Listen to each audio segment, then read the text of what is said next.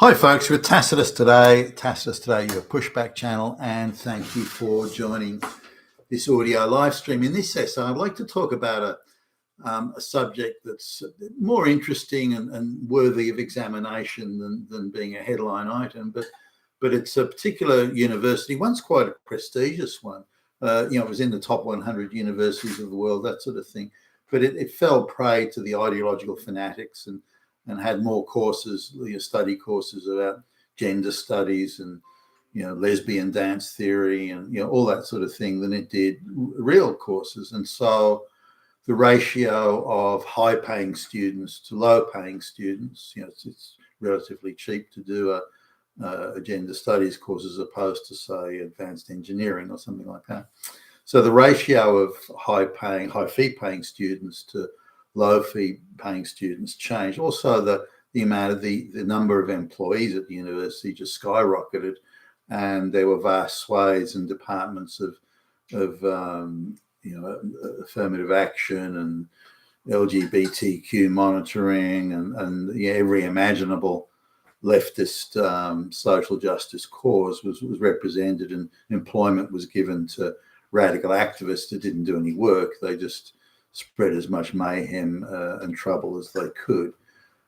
Pretty much anything the university did had to be passed through the prism of these ideological commissars, and so getting anything done was painfully slow and horrendously expensive. And these smug, self-appointed ideological overlords enjoyed every righteous moment of their pointless and time-wasting existence.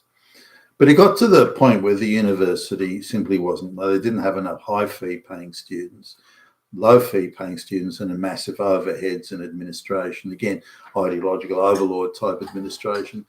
And the ratio of staff to students went out of, whereas it used to be sort of 1 to 50, now it became 1.8 to 1. And you can imagine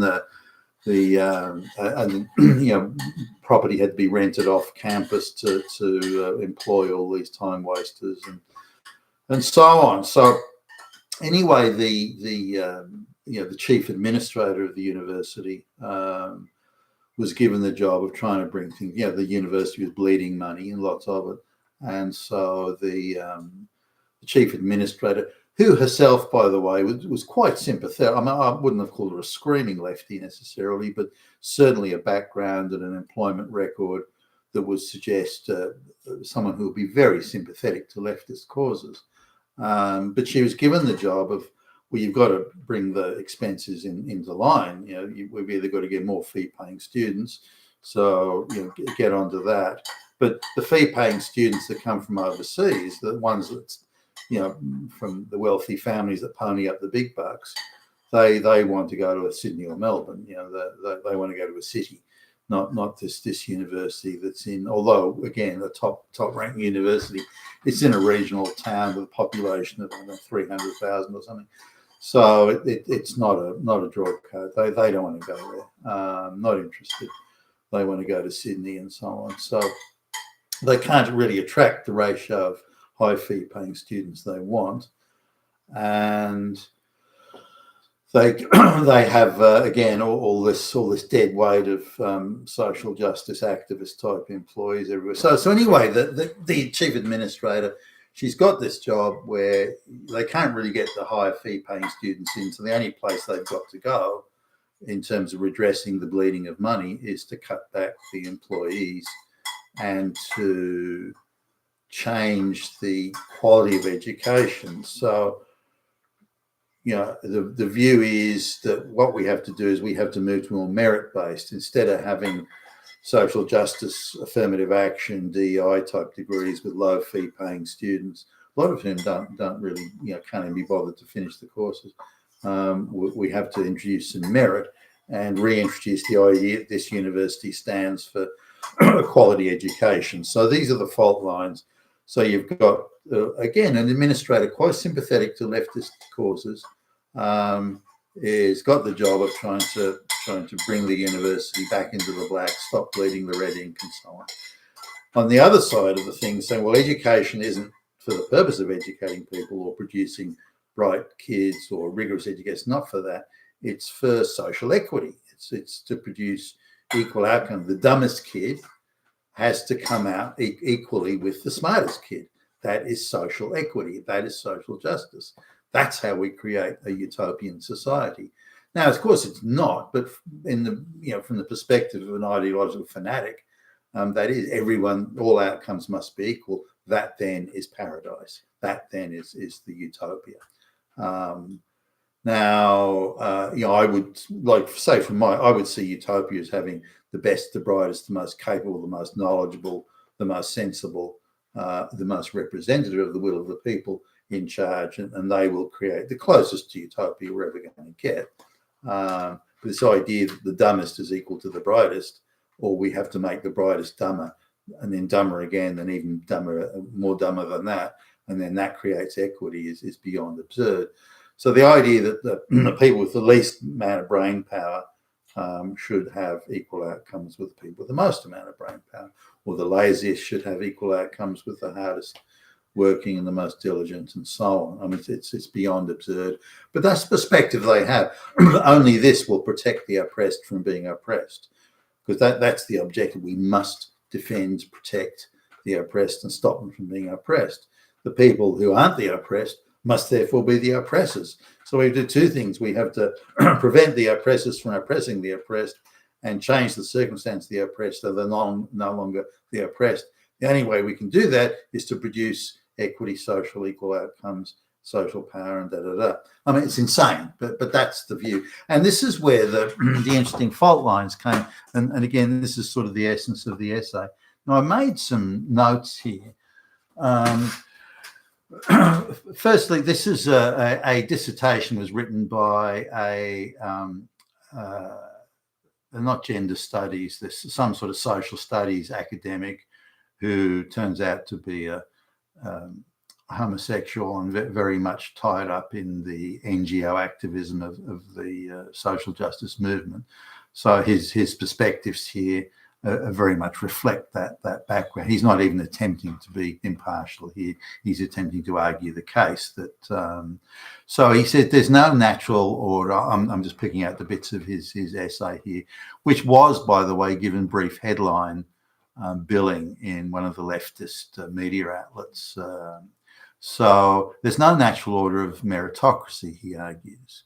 So it simply doesn't exist. The idea that there are people who are brighter than other people or harder working or whatever, that he says no, that's an invention of an oppressor society. Only an oppressor society could see things that way.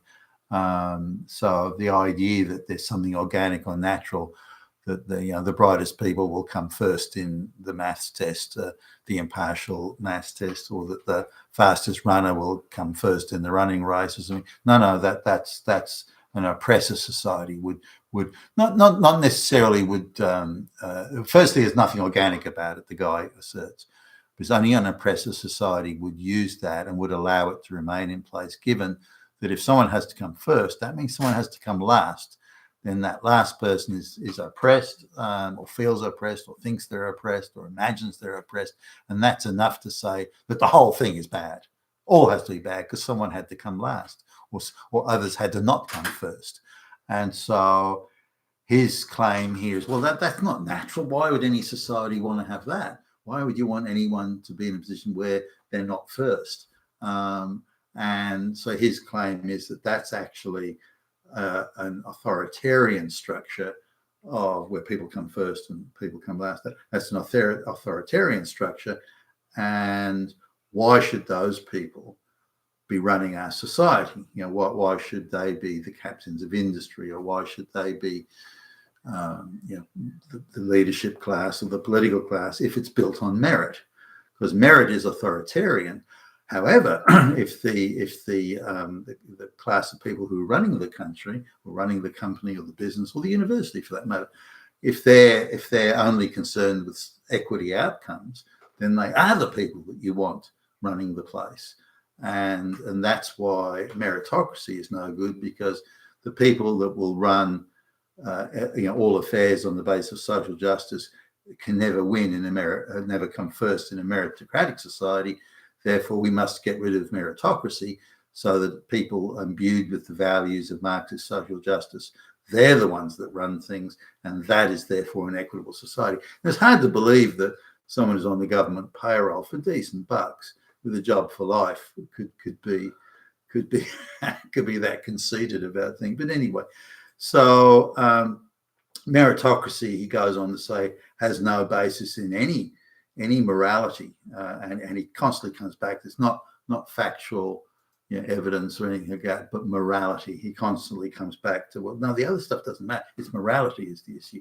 So he says meritocracy has no basis in morality, and therefore has no basis in reality, and therefore has no basis in evidence. So by putting the morality argument up front, in his cognizance at least, he can then poo-poo the idea that meritocracy produces better results for society, because the meritocratic become the authoritarian, which then become the oppressors in his view of the world. And the oppressors will simply take everything from the oppressed. Now, he's got some, if you look at, say, the Indian Brahmin class that parasite off all the other class, particularly the untouchable class at the bottom, then I mean, he does have a point that has happened in the world, the feudal society and, the days of the aristocracy and all these sorts of things. He's got a general point there. But to what extent it applies today. Now, even if it is true that that there is an oppressor class parasiting off the lower classes, I mean, that we can, but he assumes Christian Gentiles are the only culprits. What about, Larry Fink and BlackRock? Why aren't they being cited? But anyway, that's a separate thing there. But he says no evidence that a meritocratic society produces better outcomes. Now, better outcomes aren't defined. When he says no evidence, I mean, that's an absurd, bald-faced lie. But anyway, he then switches again. He says, well, meritocracy is a hereditary aristocracy. Where does he get that from? So in a sort of looking a little bit off center, he says, well, if the brightest people get together and procreate, not that they always do or will, but for example, the bright people get to procreate, then the if you like, the high IQ people become a class in themselves, and they then are not accountable to the people. He doesn't even mention democracy or voting or anything like that. He then switches on or goes on to say, well, we can see this in America because democracy has been stolen by Donald Trump. Well, how? He was voted in by the people. How has it been stolen? In what way? That's not explained. It just asserts it, as all these leftists do. They just throw out these lines of assertion, almost applause lines for a bunch of angry LGBTQ people. Yeah, so he confuses accountability. He says once there's a meritocratic class and they become the oppressor class, then they don't need to be accountable to the people. And they should be morally accountable, not accountable for facts. They shouldn't be accountable for fixing potholes in the road or something. No, that's irrelevant. They should be accountable for equity outcomes for black lesbians. So again, he confuses meritocracy with responsibility, with accountability, with intelligence. So it's a confusing. It's quite well written, like as a document. It flows nicely, and the guy's a bit of a wordsmith, so it kind of works in that sense. But it's it's just all bullshit. Then he goes on to say, well, the real problem today is old white men. If we can get rid of straight white men, particularly Christians, if we can get rid of them, then all the problems will go away. They're the ones that are the problem, which really goes straight back into the leftist, globalist, modernist discourse that we see around today. It's only those damn fucking straight white Christian males. If we can get rid of them, paradise and utopia will be here. That's, of course, an insane, childlike, juvenile pipe dream, but nonetheless. He then goes on to say, incompetence, ineptitude, and fucking things up should never be a basis for firing academic staff, because there's going to be a lot of people probably lose their job in this university, all the way the pushing and shoving is going. Or they're going to have to do it if they want to stop bleeding the red ink. He dismisses, by the way, that that the millions, tens of millions now that's being lost by the university is the price worth paying because they're pursuing paradise. And why should the pursuit of paradise be done at a profit? The fucking moron. So he says incompetence shouldn't be a basis for firing academic staff, teaching staff, but moral stupidity should, or being bereft of the right morals should. So someone who says a man can't be a woman, they should be fired because they're morally bereft. That's okay to fire them. If somebody says that Donald Trump is a good president, for example, or any right-wing assertion, they should be fired because they're morally bereft. If someone thinks that students should be selected on the basis of their academic capability, then they're morally bereft. They should be fired. But whereas if you say that black lesbians with an IQ of 70 should be given a place at a university, then you're a good person. And even though you may be the most useless dickhead that ever existed, you should not be fired because you're morally good. So it went on and on and on. But this is the divide in the debate at this university, that meritocracy is evil because it creates an oppressor class. It cements, it keeps in place an oppressor class, and this should not be allowed or encouraged. Whereas the moral people, low IQ black lesbians are entitled to everything. They're the ones that should be running everything, and therefore running a university at tens of millions of dollars loss. That's the price you pay for creating utopia. So this is a window into the insanity of these people, and why that guy there hasn't been fired and is beyond me. But then I don't know what penalty these people ever suffer. They seem to magically the very next day get a well-paid job at an NGO or something. I mean, do they really suffer, these people? I'm not sure they do. You've been with Tacitus today, your Pushback channel, and thank you for listening.